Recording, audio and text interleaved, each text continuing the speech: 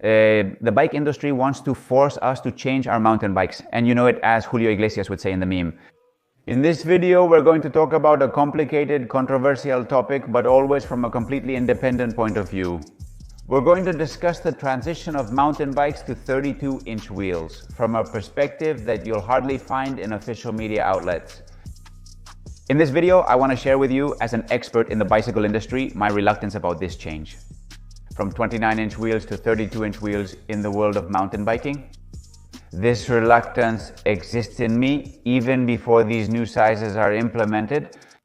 Basically, the thesis I'm going to maintain throughout the whole video has to do with the fact that this change within the industry is driven by a need of the bicycle industry itself, manufacturers, brands, and so on, and not by a need of the end consumer.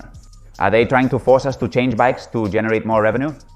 I'm not only going to explain my line of thinking, but I'm also going to show you facts that prove this thesis.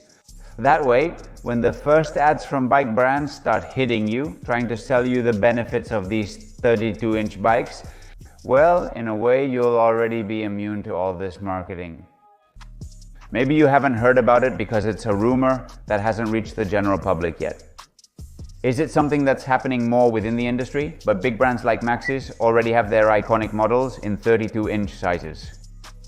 I know for a fact that at least 3 of the biggest bike brands in the world already have their engineers working on this transition. In this adaptation of 32-inch wheels to their cross-country mountain bikes, and what has confirmed that the entire industry is heading in that direction, at least when it comes to cross-country. It was the last Taipei show, the most important bicycle industry fair in Taiwan, where all the new products presented were related to the increase in wheel diameter for cross-country mountain bikes. If everything goes as planned, in about a year and a half, we'll start seeing the first prototypes competing in the World Cup. So this is serious. That being said, let's take a quick look at the history, the brief history of mountain biking. Because to understand where we're going, we first need to understand where we come from. The world of mountain biking has undergone tremendous changes since its birth, just 40 years ago, a little more than that. These changes have usually meant a step forward in development and the solution to problems that riders could notice, but in addition, they have been the lever so that the user, in order not to be left with an outdated bike, would be, in quotes, forced to buy a new bike every so often, thus generating recurring income for manufacturers and brands who have managed to constantly use these levers. Thanks to technological development, again, I insist technological development justified in these cases. If we look back in history, it was for the overall improvement of the bicycle's performance. Let's review, for example, the latest updates, the latest innovations that have taken place in the world of mountain biking over the last 15 years.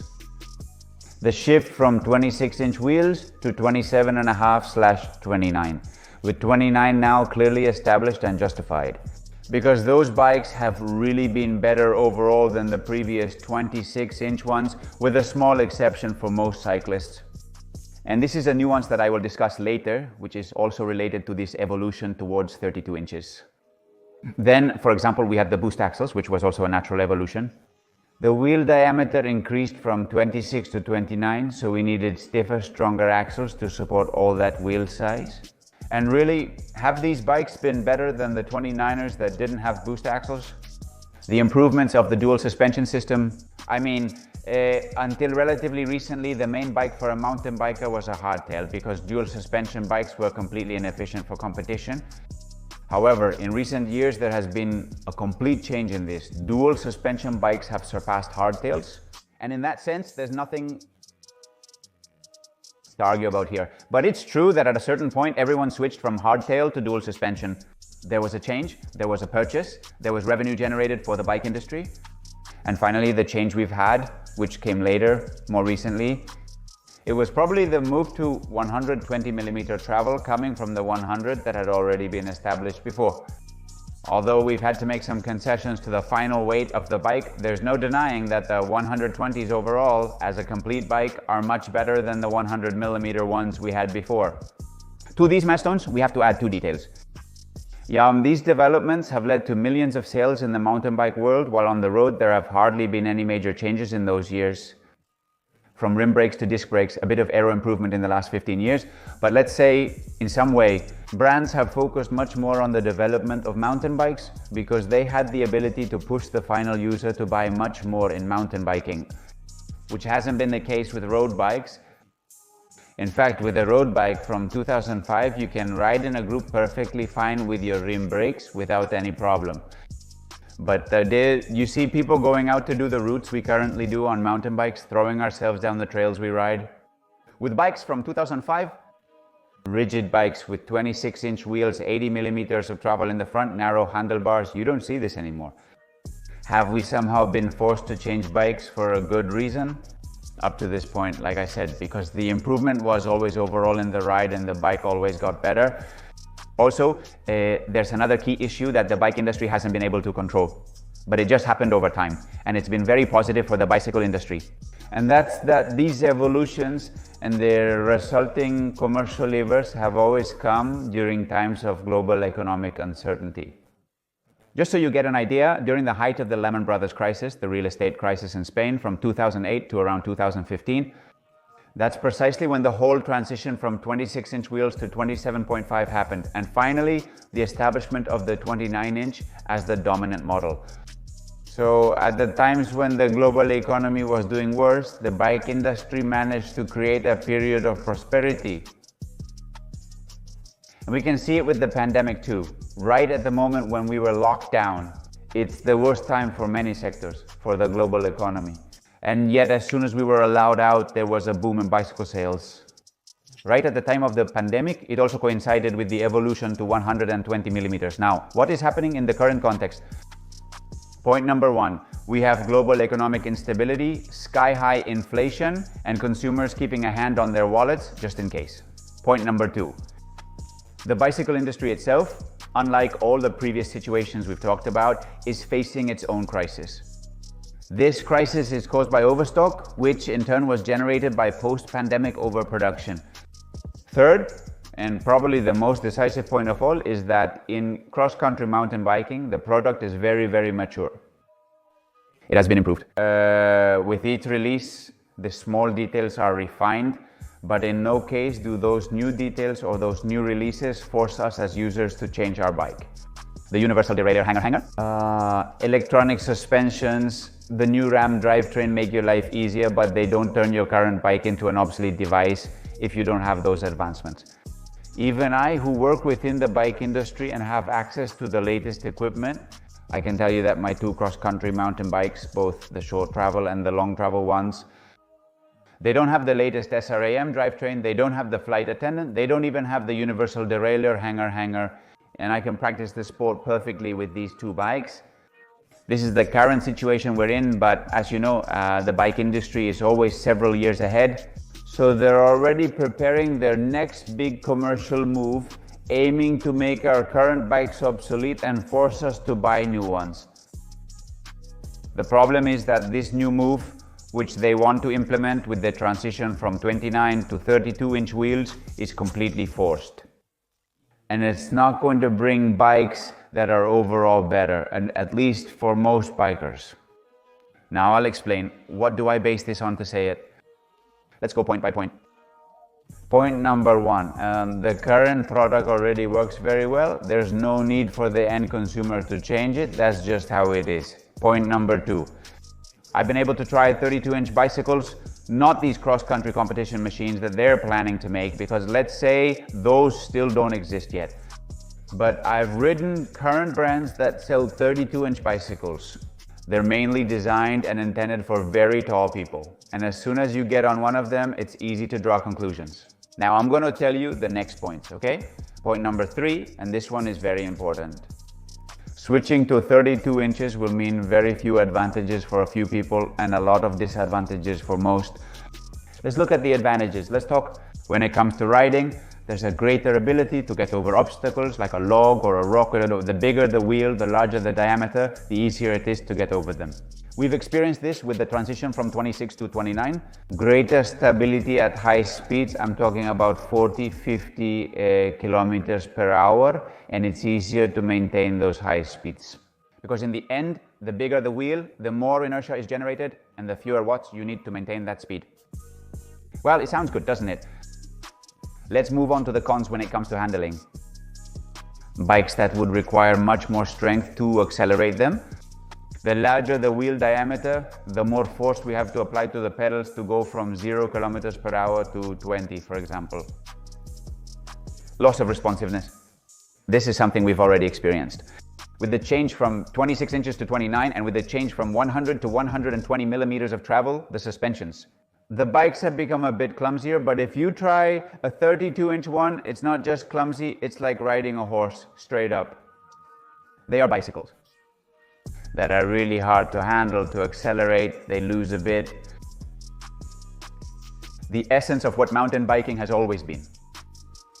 Clumsy bikes when it comes to weaving in very low speed areas and with very tight turns.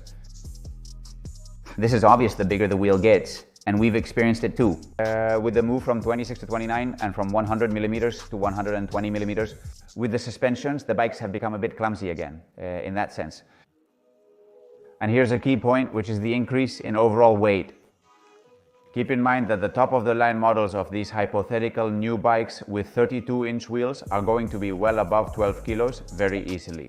Bigger rims, reinforced hubs. The axles will probably have to go from being boost to super boost, which are starting to be used in e-bikes. Bigger tires, oversized forks, larger frames with bigger rear triangles to accommodate the rear wheel. In the end, more material, more weight.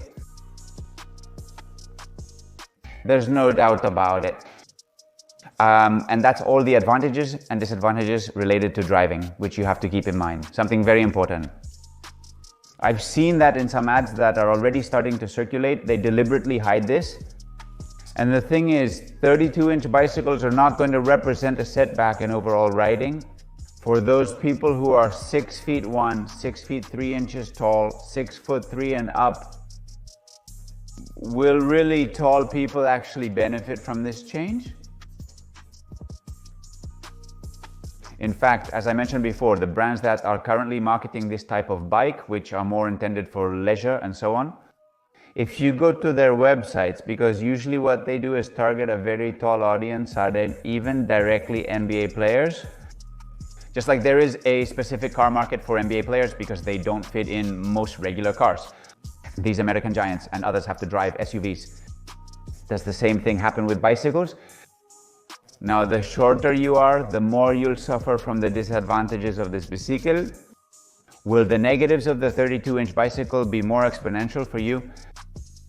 If the girls in the World Cup have already struggled with the switch from 27.5 inches to 29, now that they've fully settled in, and it really has been hard for them.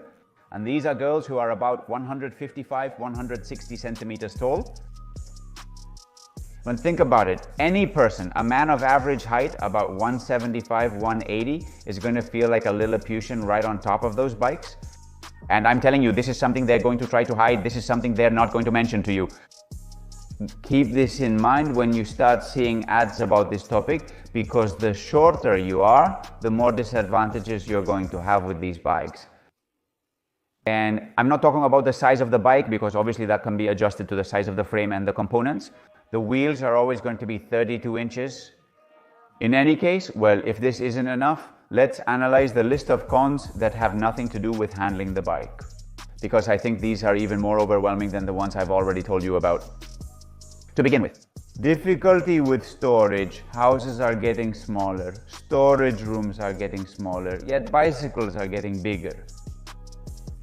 Not to mention the storage of the bicycles themselves in stores, in large retail spaces, in the warehouses themselves. In the end, the assembled bicycle is going to be bigger, the bicycle in a box is going to be bigger, and everything is going to be more complicated. Transportation, this is a very important part. Think about these little details. Transporting a bicycle on the roof rack of the car. On the top, it's going to stick out even more above, and if you carry it on the back, the wheels are going to stick out from the sides of the car. That's something that normally doesn't happen now. But the thing is, there's another issue, and that's how many elevators won't be able to fit these bikes. Let me give you an example. My 29-inch long travel, 120 millimeter, a modern bike, the Arcade Golf. In the elevator in my building, which is a relatively new building with a standard size elevator,